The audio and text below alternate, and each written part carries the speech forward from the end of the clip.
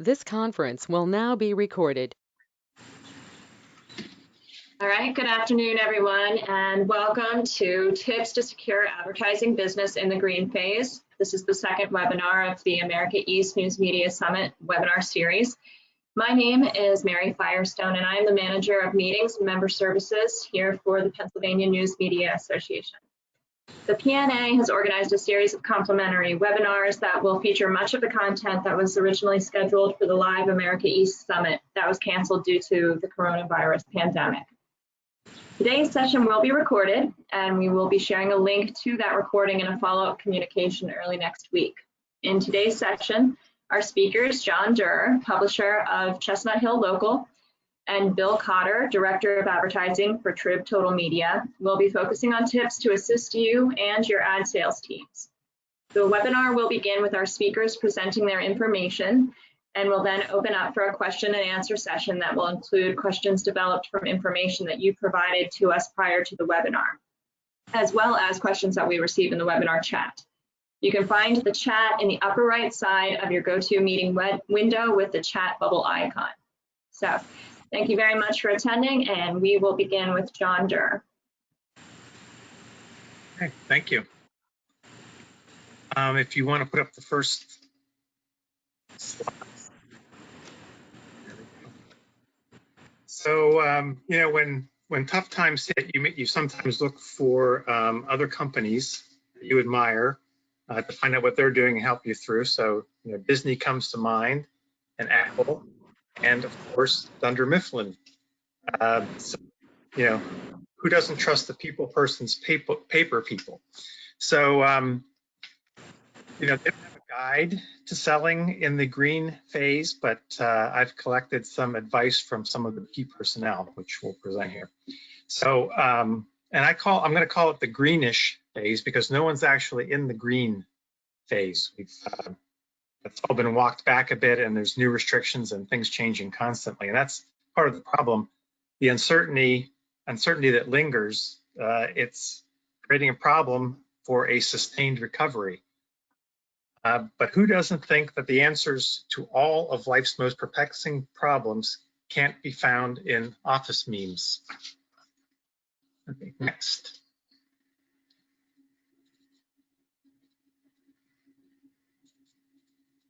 So as far as business and revenue goes, we are at threat level midnight, people.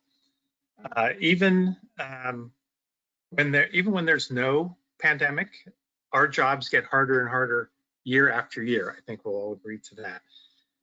And according to a survey many of you filled out, you're looking at revenue declines of between 30 and 60%, which is considered, I've heard 40 to 50 a lot, so this is consistent, but it's also unprecedented. And as you also know, local businesses are facing really difficult times or struggling just to stay alive. So we are definitely at threat level midnight. And how does threat level midnight feel? Next slide.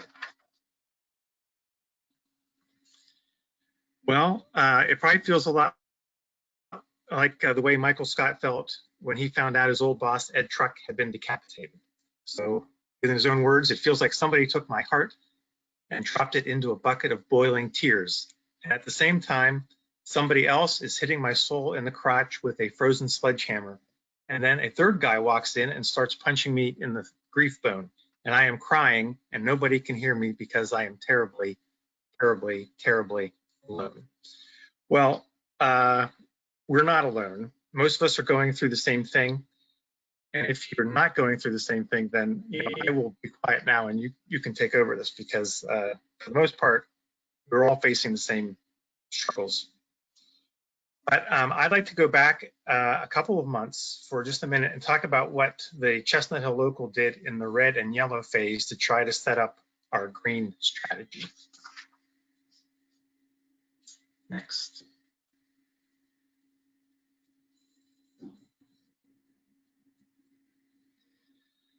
So during the red and yellow phases, our goals were really to make whatever grief we were feeling good grief. So we call it the Charlie Brown strategy.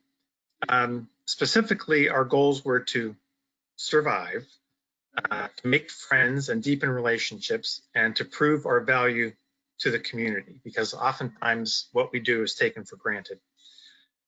We didn't give up on trying to make money during this time, though. We solicited donations, we applied for grants, we got the PPP loan, we also got the EIDL. Don't ask me to tell you what that EIDL stands for, I get it wrong every time. We got that advance. We sold sponsorships when we could, and we sold whatever advertising we could as well. But we were also conscious of who had money to spend and who did not have money to spend. And so we tried to focus on, good leads there. So, and we, with our solicitation of donations, a PPP loan, et cetera, we were able to cover more than our revenue losses, which was good.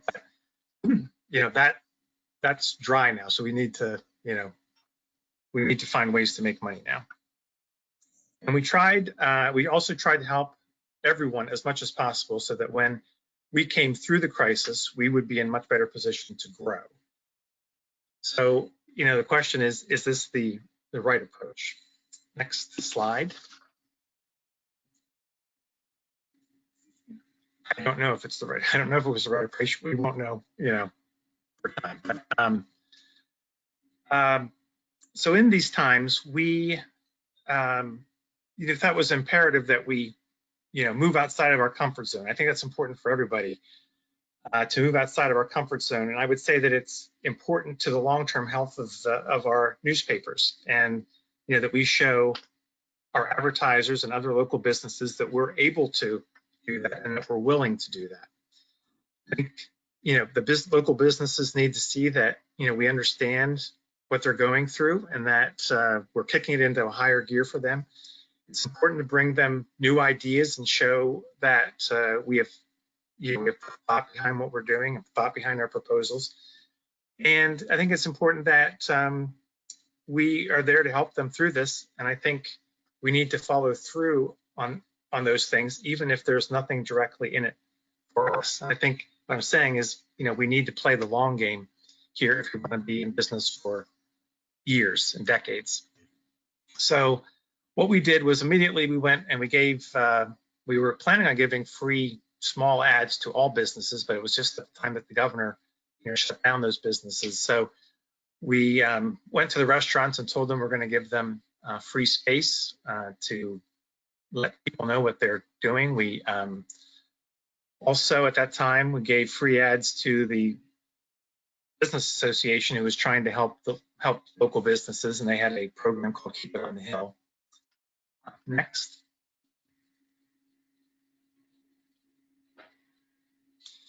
We also offered some free marketing webinars to local businesses. We had Gordon Burrell do one of them. We had Renee Taka do another. I did try to sell sponsorships for them, but I wasn't able to. So I reached out to other local business associations, neighboring ones, and asked them, to invite their members. And I told them, you can co-brand it in, your invitation so that you get credit for, bringing this opportunity to them as well. So, we did that. We also made an offer at the end of that for a special program. I think we did a lot of other things that others of you did as well. We started a local heroes page, and we had a paid sponsor for that. We partnered with the Business Association to do a teddy bear hunt, which failed miserably. No one wanted to go hunting for teddy bears, at a time that people were rioting. So the timing on that was bad. We also created a blue edition, which was the only only issue since March that we actually exceeded the same issue prior year. So we had a paid sponsor for that. And we gave extended distribution. We mailed that into non-subscribing homes as well, both in Chestnut Hill directly and some neighboring communities.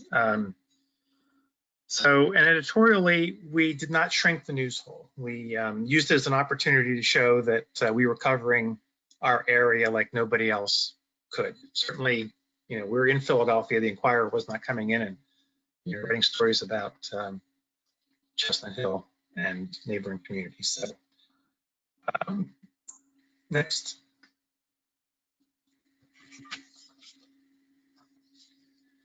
So hopefully that set us up for what came next, and that is creating ad programs in the green phase for the green phase. So first of all, I just want to say that the green phase has not been what I thought the green phase would be. I thought that we would be gradually improving and working toward normalcy. That's not the way it's gone. I think, we can, there's some spikes, and the businesses haven't, been improving each week, and so we're still stuck in that area of fear and uncertainty, and that makes businesses reluctant to start marketing again at full strength. So these are factors that we need to consider when we're putting together an attractive program. Businesses are going to apply the same logic as white when they're making decisions about what we're offering. So next.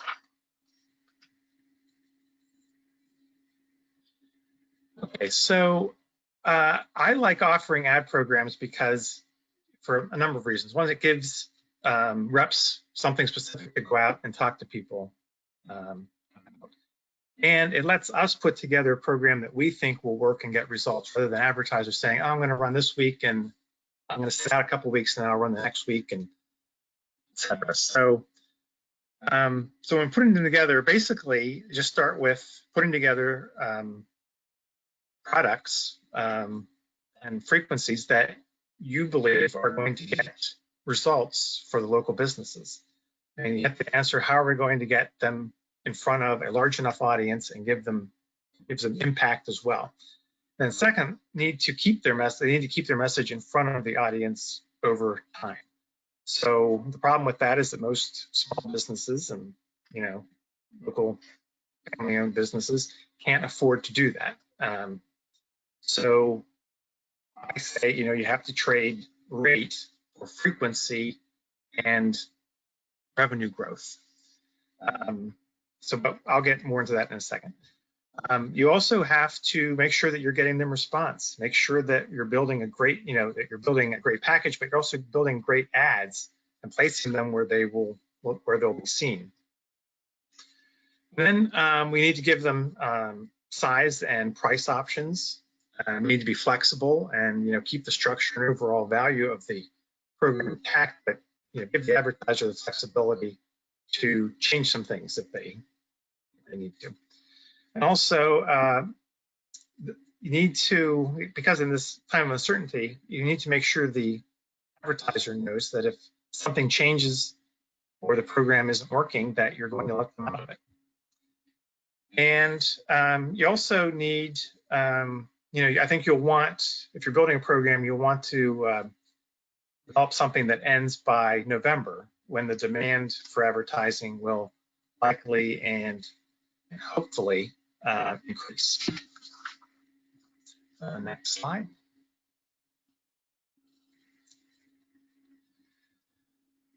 So, you want to make it you almost want to make it something that's too good for them to pass up, especially in this time. So I say, you trade rate for frequency, and that is, so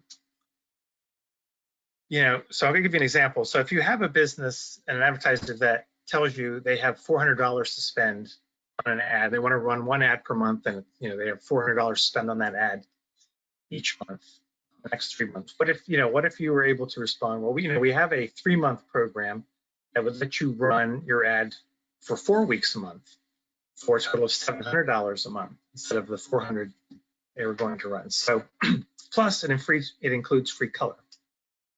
If the business says, no, I only have 400, I just want to spend my ad, then you still have that 400. But if they agree, then the advertiser has a much stronger chance of getting a response. They're getting 12 ads instead of 3 ads. You have an additional $900 over those 3 months. If the advertiser is getting a response, which that kind of program is built to do, you're not going to have to go back and resell them, and you haven't lost somebody who says, I tried the paper, it doesn't work. You're making sure, you're almost ensuring them some response. So I think, it's something that helps everyone. That's important. So the only downside I see is that your average rate goes down. And I say to that, so as long as you're covering your costs and you're growing your revenue per customer, I think it's a good deal for everyone. So that's what I mean on the slide where it says get more, give more.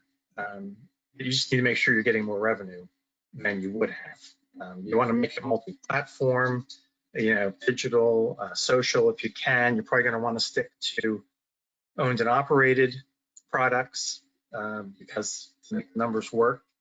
And then add extras, color, let them double the size of their ad once a month, liner ads and classified, all of the above, why not? Response is everything. Response is the gateway drug, and get them hooked and they will be back again and again for more response because that's what they want, people coming through the doors. And then bundle it all into one price, and I believe make it a weekly price. So that's $700 per month is $175 per week. It sounds a little more manageable. Next. So I think the frequency is key. Dwight says slow and steady wins the race. It is false. I think it depends. False is fast wins a sprint, but this is a long race. And the more the advertiser is seen, obviously, the better the chances of success. So, to undevelop, it gives you also an opportunity to develop a campaign with the advertisers so rather than, just selling them an ad. And that gives you more power to help them get response. Also, I would let them change their ad copy every week if they want.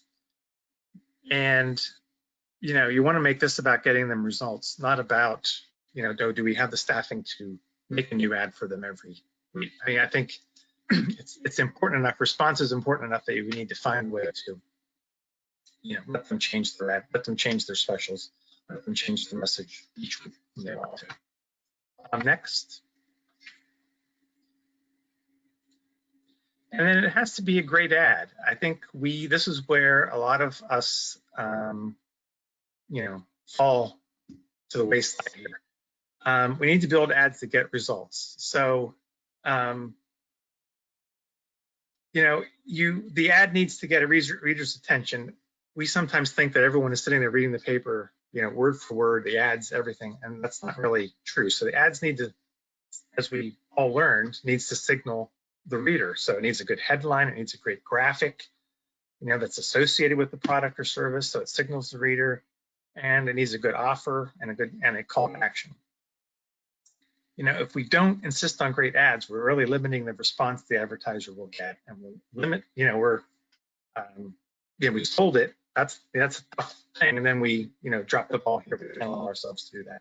We need to insist on great ads. With this ad, they're making the same mistake. I bet if you went through your paper and counted the number of ads that have the company's name as the headline, it shouldn't really be that way. So it needs a headline, needs something to draw the attention, and then when it gets the attention, if it's compelling enough, people will read on to see where they can get a good or service, and they'll read the branding at the bottom. If we don't get response for advertisers, we're going to have to keep replacing that revenue. And we're taking, people will think, look at us as we're taking their money. So we need to really make it a priority to make great, effective advertising. Next. I won't spend much time with this, but you need to get, if you're building a program, you want to make a few different options of size and price. And you also want to make sure that you're not going out, the reps are not going out and selling a lower price program to someone who is spending more. So for those people, you need to do that homework. And then for those who are spending more than the top level of the program, you want to create a a special plan for them.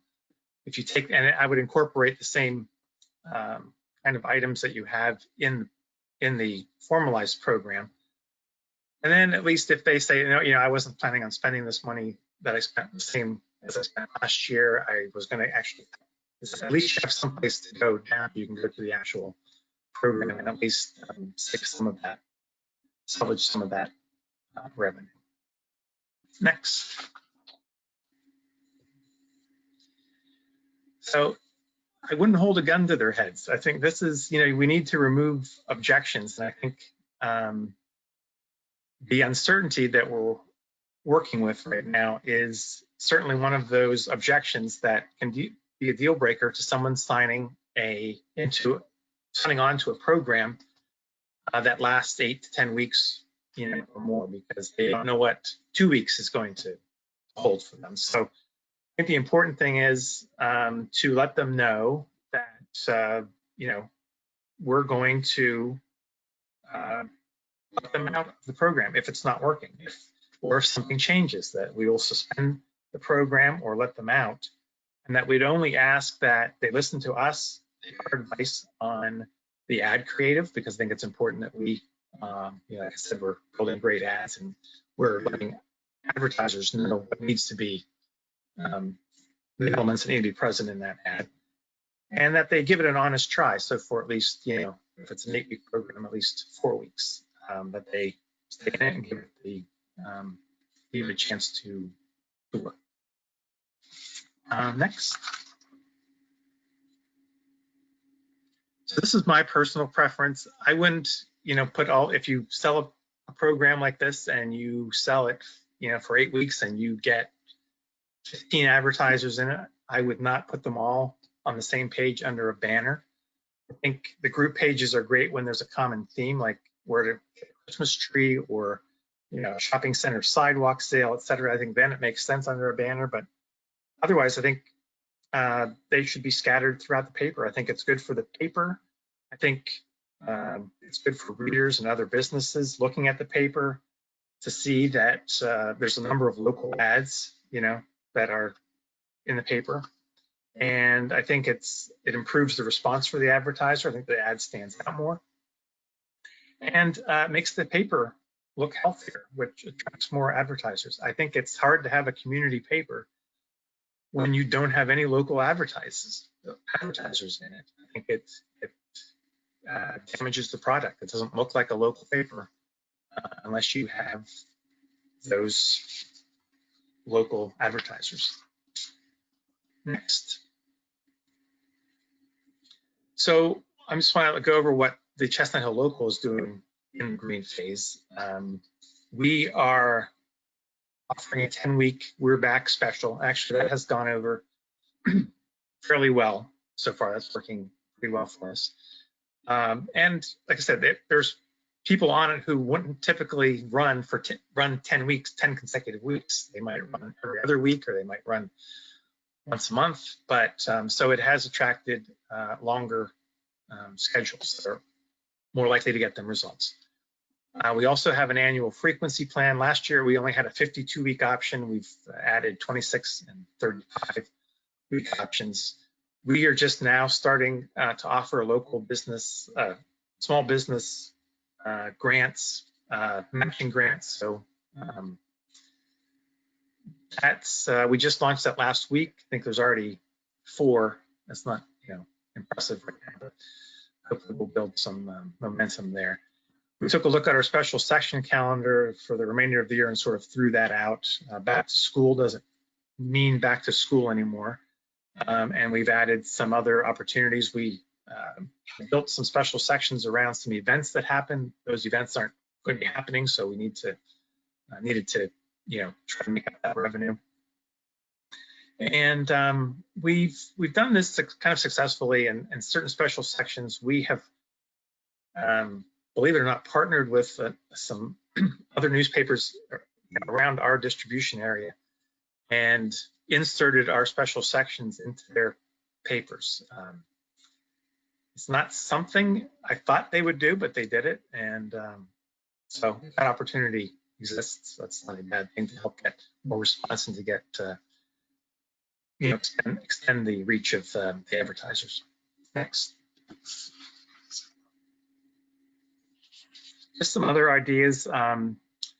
We partner with other local businesses or organizations to subsidize small businesses. We did this back at Christmas time with the local business association. They paid, I think they paid $3 an inch for every advertiser who wanted to be in the holiday section. So they, once we were done, we, you know, credited the advertisers $3 an inch, and we billed the business association at $3 an inch. So you might find willing partners that want to help small businesses now to extend advertising by. Partner with other neighboring newspapers to, like I just mentioned, you know, add broader reach. We haven't done this yet, but you know, it might be something that we would consider as a defer payment for advertisers to help them through cash flow times, such as they're experiencing now. And just bring new ideas. Now, these aren't new. Contests, quizzes, virtual events, etc. Not necessarily new, but they might be new to some of us, especially smaller newspapers. Just be creative. You know, really give some thought to how you can really help an advertiser, and you know, bring them some brand new ideas.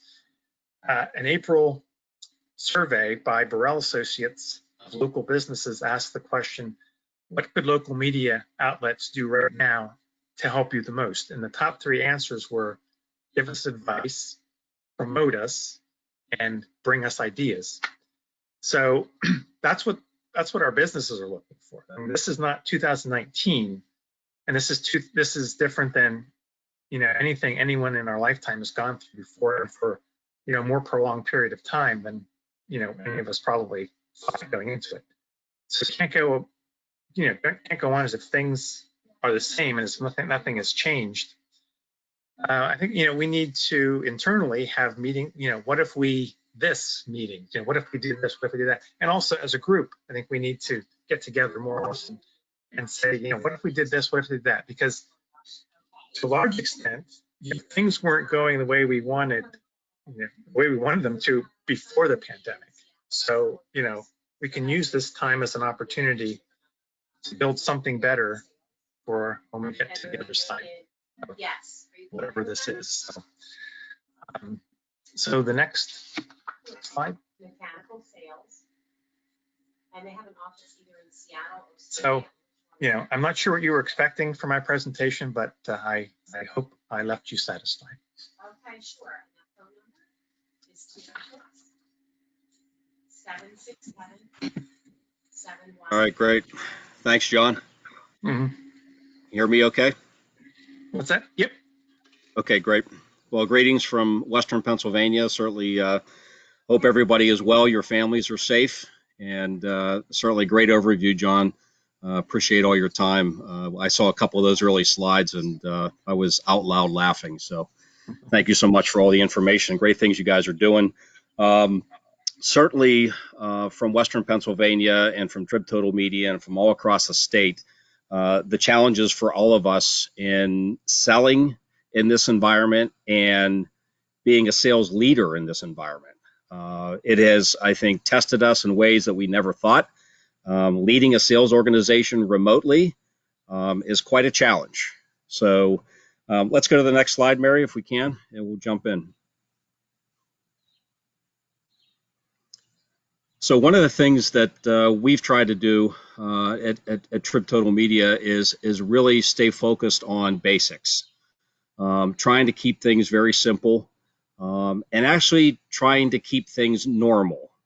I know that everybody wants to say the new normal, but we're trying to be as normal as we possibly can. I mean, the only difference that we have right now is safety is first, and we are wearing masks on every sales call. We're wearing masks in the office. We're sanitizing. We're doing temperature checks. We're doing all the right things. But when it comes to selling and leading our sales team, we're trying to stay focused on what we normally do. So, you know, in putting a couple of these slides together, I've talked to a lot of our sales professionals. some that are having great success, some that are having marginal success, and also some of our leaders and what they're doing in order to try to lead their sales teams. So some of the sales professionals, I think most importantly, timing is really important for our businesses. And with all of us, a lot of us working either home, full time, or half in the office, half outside of the office, there is a lot of phone time. So if you used to be primarily an outside sales rep, we now have 100% inside sales reps. So what that should give us is time, and time to utilize technology, time to utilize the phone, improve on our phone skills. And so, with a lot of our advertisers, follow up and, just not giving up has been very important. And as John mentioned, being flexible with our clients. We were off to a really good start in the first quarter. And so, trying to maintain their fiscal responsibility, our responsibility, their responsibility through March, April, and May, when probably 80% of them were closed, has been very much a big challenge. And so we've tried to be really flexible.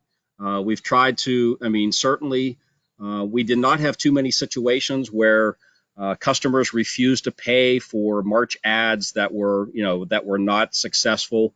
And we really went into the summer because Western Pennsylvania went greenish the first week of June. And we were feeling, honestly, by the end of June, we were feeling pretty good that our momentum had really started to move. Unfortunately, in Pittsburgh, all the kids went on vacation. South Side and Oakland got packed, and our cases went through the roof, and we're back to sort of greenish now. And so any momentum we kind of had in that first month of the summer, we kind of slowed down a little bit, and now the cases are somewhat staying somewhat status quo. So we're trying to now move into this kind of weird back to school situation, but we're trying to again stay normal.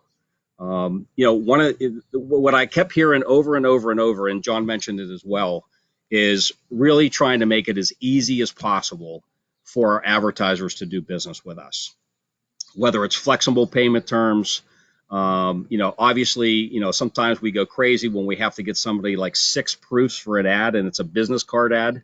We just need to do whatever we can to make sure that our advertisers get the service and really are able to trust us to take care of their business.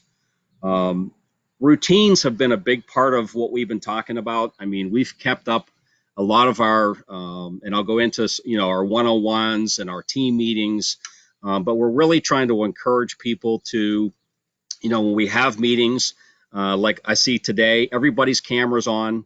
If it's a 9 o'clock meeting, we're encouraging showers. We're encouraging makeup. We're encouraging, getting dressed instead of sweatpants and a sweat. We're trying to get everybody into a kind of a work frame of mind. So that sometimes it works, sometimes it doesn't work. But I think it's certainly, again, trying to stay as normal as possible. I just listed some of the businesses, and I'm sure you're all having success with some of these businesses.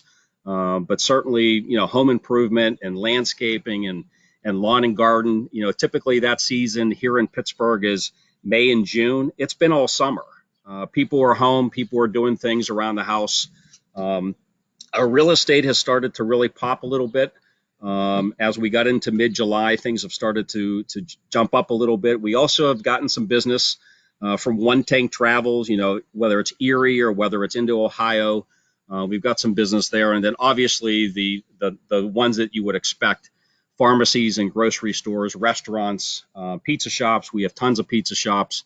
And we still are getting some business from our local food banks and then home improvement. Next slide, Mary, please.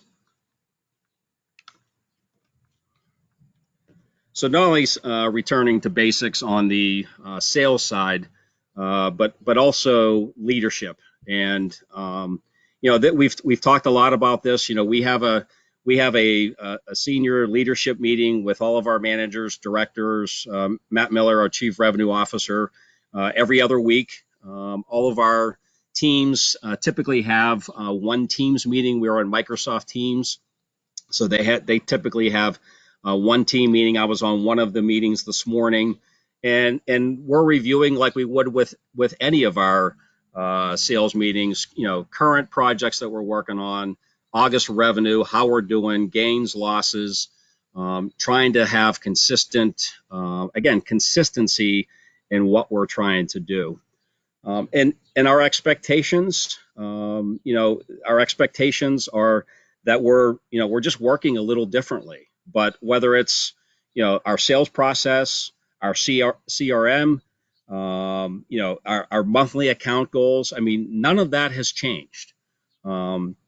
We continue to try to focus everyone, whether they're, an inside rep or an outside rep, that really, if you have administrative work, try to get it done in the morning early. Try to get it done later in the afternoon. But from 11 to 4, kind of really protect that time. That should be the time that we're seeing customers in person. We're seeing customers virtually. We're talking to prospects over the phone, sending out proposals. That's prime time for us. Also on really the customer side of things, and I've had the opportunity to be out with some of our reps and talking to some of our customers and with everybody here. This is what we do, whether it's a small, medium, or large business. I was on a call with Excella Health, and, they've lost millions. Millions. So, your heart just goes out for those folks. And you've got small businesses that unfortunately are just not going to make it. They're not going to make it through 2020. So, we try to empathize as much as we possibly can, and we're trying to make sure that they're really tentative on making decisions. We understand that, and we try to do everything we can to make sure they know that we care about them. But they need to advertise, and we provide an audience, whether it's Trib Live, whether it's our neighborhood newspaper network sites, whether it's our weeklies or our dailies. We provide an audience so that they can get their message out, and we certainly have to bring them good ideas, but we've got to make sure that we stay focused on providing our services. Follow-up again has been just unbelievable. And no, this week, to John's point earlier, you don't know what next week's going to bring, or the week after. So, where you might have got a no and you didn't go back for 2 months, you've got to go back the next week or the week after that, and just go back with a different idea each and every week. And I think that's probably been one of the biggest benefits of COVID-19, is that we have really kind of reinvented ourselves, and just the ideas that we had a lot of brainstorming sessions in April and May, with the time that we had, and we've tried to do everything we can to continue to just throw, one more thing out there, one more opportunity out there, a lot of it very targeted advertising, so they get the ROI that they want. Okay, Mary, next slide, please.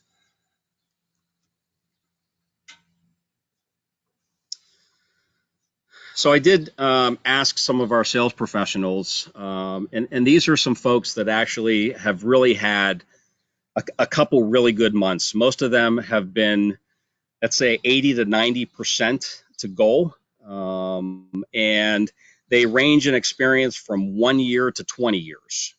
So Leah Long is one of our budding stars. She's been with us for a year. And, when I sent her the email and just asked her the question, if you were to be able to give some advice to sales leaders around the state and sales professionals like yourself on how to be successful, when you're in this kind of greenish phase, what would it be? And she said, 3 words come to mind: transparency, clarity, and authenticity. She says that's really helped. And again, she's only been in her territory for less than a year. She really means what she says. When she says she's going to follow up, she follows up. she said that I just try to take my sales hat off, and I just try to, listen as much as I can to them, and really try to understand their needs, and then I try to fill it with one of our products. I think, to her, this is pretty simple. It's just, be yourself. Be yourself. Now, Sarah Cullen, she's one of our terrific inside sales reps. She never sees customers. So this is like right in her wheelhouse. She typically handles more advertisers than anybody on our staff. Some of her thoughts and advice, basic stuff, keeping in touch, not just with current clients or dark clients, but prospects. We got to remember that, prospecting still has to be a number one priority for us. We can't count on what we had last week, last month, and certainly we can't count on what we had last year, in August through December. So we're going to have to get new business. Well, the only way to get new business is to reach out, set up appointments, set up meetings, and really try to make sure that you're doing those types of things that will bring you more business. I was talking to one of our sales managers this morning. I had a one-on-one with one of my sales managers, and he's been very, very successful with his team. He has 6 members on his team. He actually field rides with one person every day. Every day. He's typically out on the road, and if they don't feel comfortable with him riding in the car, he goes separately. He said half do and half don't. But he said it provides them some consistency because that's what he was doing before.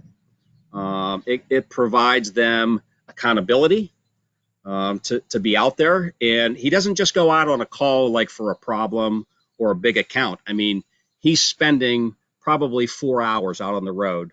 So it could be prospecting, it could be seeing regular accounts, seeing special sections. So again, he's trying to make it normal.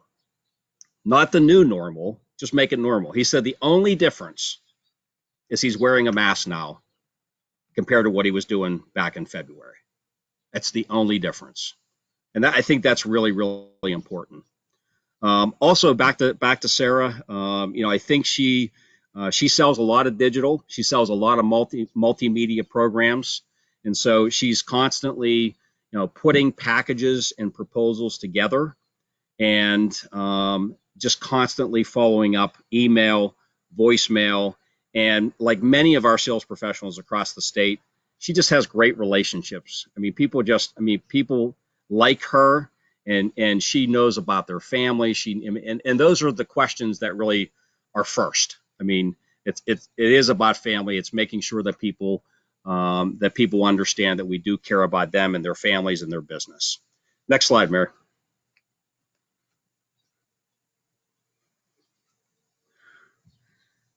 Couple additional sales professionals, 2 really experienced professionals. Jessa Rocco, who has won the IAMA Sales Professional of the Year. We're very blessed to have her on our team. She's been with us for 20 years, just terrific at what she does. And, for her, it's, I just jumped onto that bottom bullet. She is just so damn passionate and so confident. And, all she's constantly trying to do is help her advertisers and help her prospects. And they know that. They know that. She's been in the same market for a long period of time. But, she just wants to try to stay real with them, be compassionate, but she has no problem with, if you're tentative about something, she's going to kind of tell you that you need to do something. And I think that kind of structure, that kind of strong recommendation, it really goes a long way for not only her, but all of our sales professionals. And then, as she said, when I step back and take a look at my knowledge, I really also just try to, step into their shoes, try to understand, the type of business it is. And I never present, she said, we have so many things going on, digital, print, direct mail, special sections. She said, but one of the things that I've always tried to do is I've tried to put myself in their business. I don't present anything that I wouldn't buy myself. I present things that will drive response and return on investment. And it's worked very well for her. Claudine DePaul, one of our senior reps, handles Excella Health, Seton Hall University, a lot of our major accounts. She is really at another level when it comes to proposals and presentations. She sells a lot of social. She sells a lot of Facebook. She sells a lot of video, all targeted. She sells a ton of owned and operated, and she also sells print. And, I think that for her, she was one of, and I want to talk a little bit about our grant programs a little later, but she was one that really, pushed for us to do something. And she went out and really just, almost strong-armed all of our advertisers to be a part of that. And, she's excited about our company. She's excited about helping her customers. And, I think she just takes advantage of everything that we put in front of her. And then she puts that, the things that she thinks are going to work for her customers, she puts in front of her customers. Next slide, Mayor. I think that's it.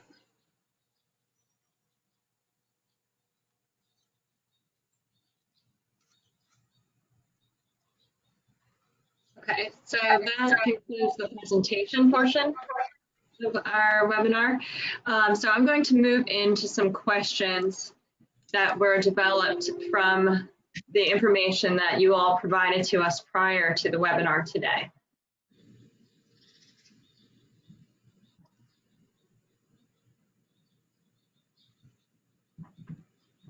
So the first question is, with most of the registrants who responded to our preliminary email indicating being down on sales on average of 30 to 60% for the second quarter, what do you think are safe goals and expectations for the remainder of the year for both managers and reps? And John, I'll let you go first.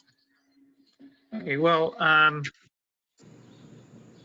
actually, I mean, it's hard to know what to expect, but what we're saying and what I budgeted for recently was that we would show some improvement going, over the next several months until we got to fourth quarter.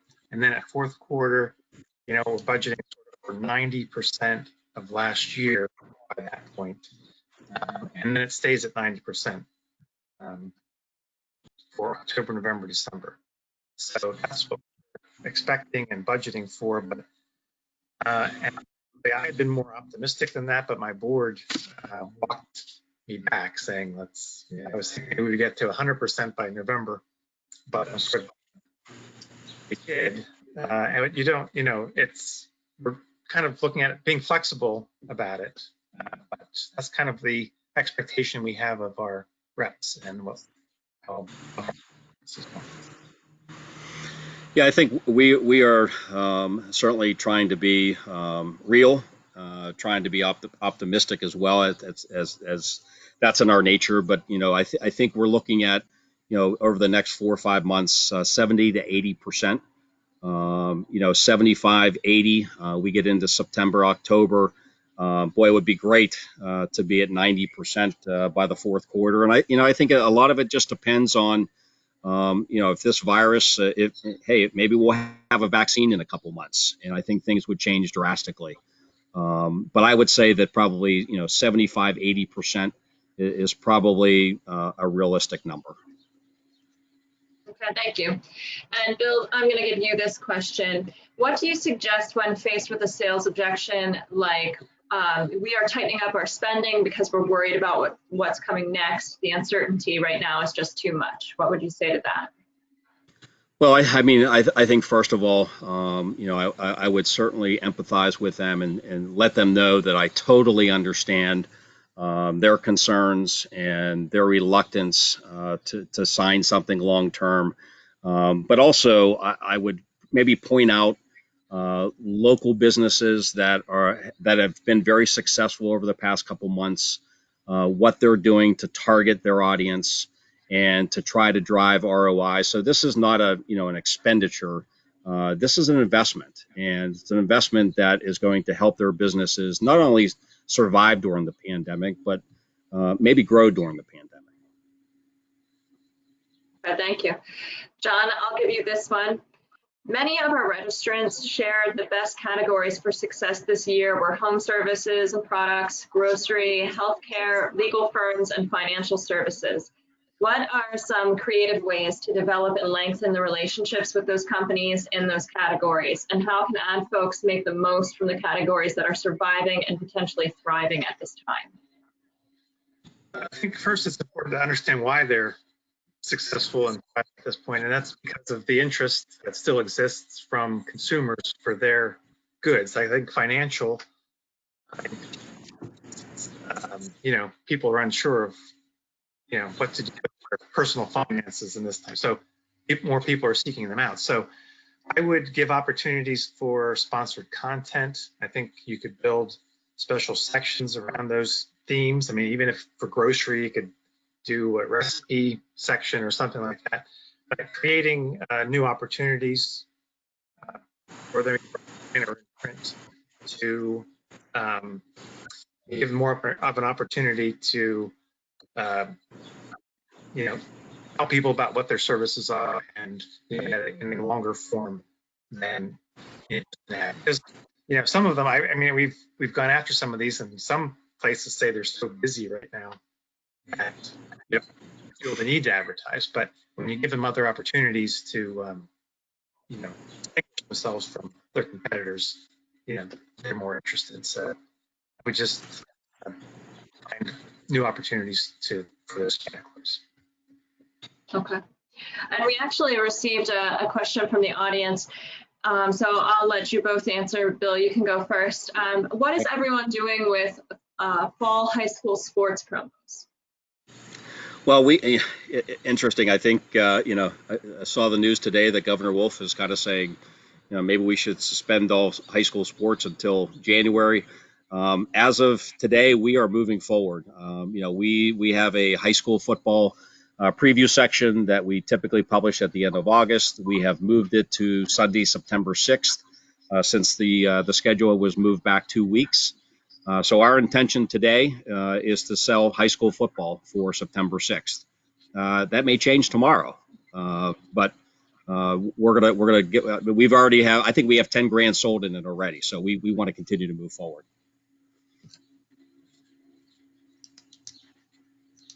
I would say even if it is canceled, there might be support for continuing to at least still publishing a salute to the work put in already. So we don't have one actually. So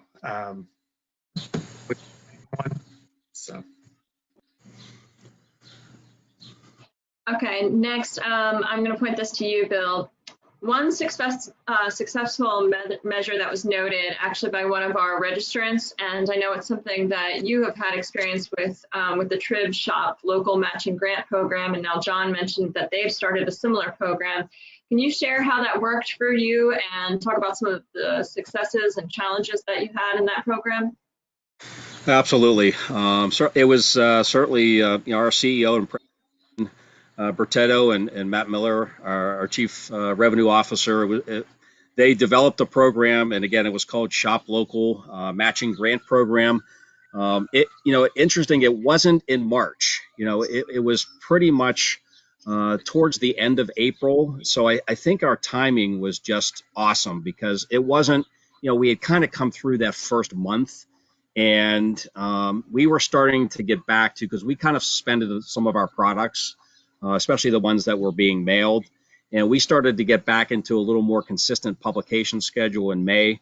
So we launched the matching grant program, and it was initially we were going to award $250,000. So in the simple way that it works is that the customer would have the opportunity from May through August to get a matching grant. They'd have to spend what they spent the year prior. So if they spent $10,000 in the month of May in 2019, they would have to spend $10,000 in May of 2020, but they would get $20,000 total. So it would have to be just in ROP and in digital owned and operated. Couldn't be in any services, couldn't be in any direct mail. It was so successful literally after like 24 hours. And then it went from 250 to 500 to $1 million, we ended up selling 192 advertisers, and we awarded $1.2 million in grant money. And these were not big advertisers. I mean, you could probably break out the average there. A lot of advertisers spent $5,000 last year, and they got $10,000 this year. But what it did for us is it really, between that and the opportunity for the PPP loan, it really helped us as a company get through May, June, July. And a lot of advertisers that may not have run, we really helped their business by a lot of them that were print advertisers added, owned, and operated. And what do you think's happening now? What's happening now is they got results from Trib Live. So they're going to continue that moving down the road. It was so successful that just last week, Matt sent out an email to the entire staff. We're going to extend it through September.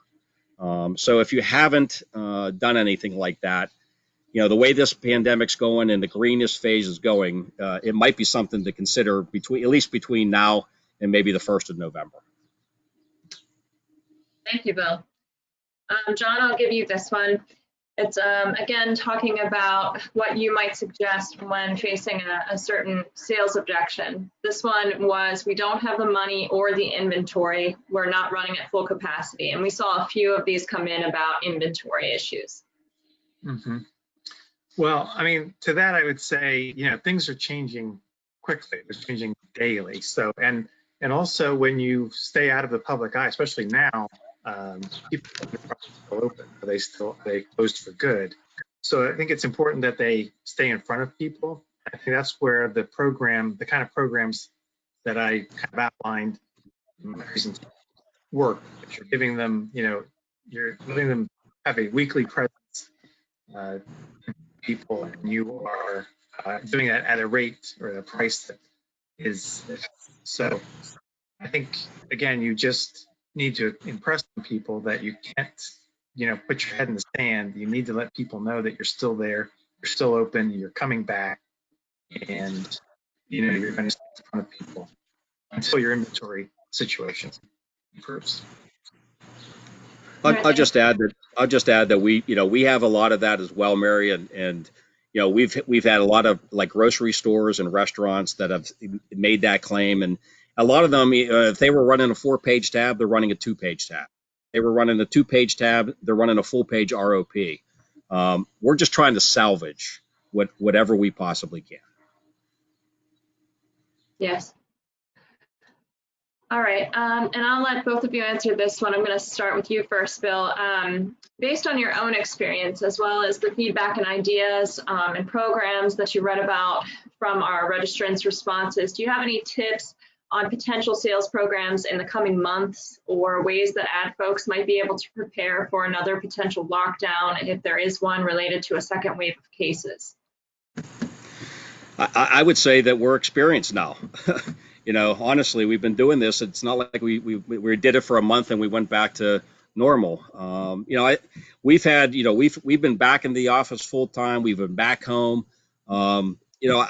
Again, looking at the positives, I think we've all learned how to work in this environment. And is it perfect?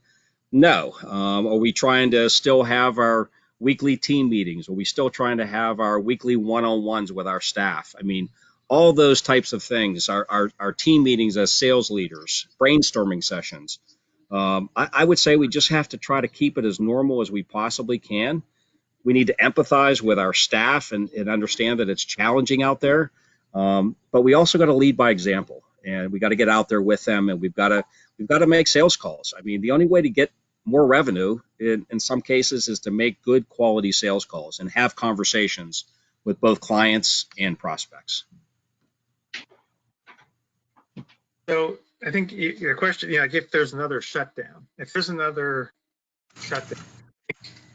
we're all going to be looking for some miracle, because a lot of those small businesses that are running and have stuck it out, a lot of the restaurants that have stuck it out, are just not going to be able to survive another prolonged shutdown. But if that were to happen, I mean, two things come to mind, and that one is that we just, for those industries and those categories, again, that are doing well and that are staying open, that are advertising, and make the most of those again. But I think before we get to that, I think we probably all need to look at, looking at new revenue streams. For us, what saved us was the donations that came in, the PPP loan, and grant money. I mean, the PNA had a $2,500 grant. We got a $5,000 grant from the Google Journalism Emergency Relief Fund. We got some other grants from a local foundation and some personal foundations. So I think, it's an area that I think newspapers should be exploring now anyway, implement ad revenue until things pick up again. So I think we need to get in front of it in case there is this other lockdown, but if there is, and then focus on those businesses that can keep working through it.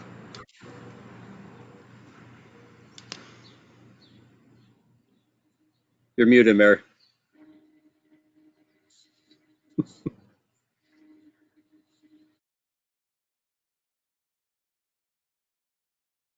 A little too thorough. I'm going to conclude at that point. I think we've covered the questions that we had. So I'd like to thank everyone again for being part of this today. If you missed part of it, or if you'd just like to review it again, we will be sending out a link to the recording of the webinar early next week. In addition, and that communication will include some links and information with articles about other initiatives that other publications are using for similar ad sales efforts.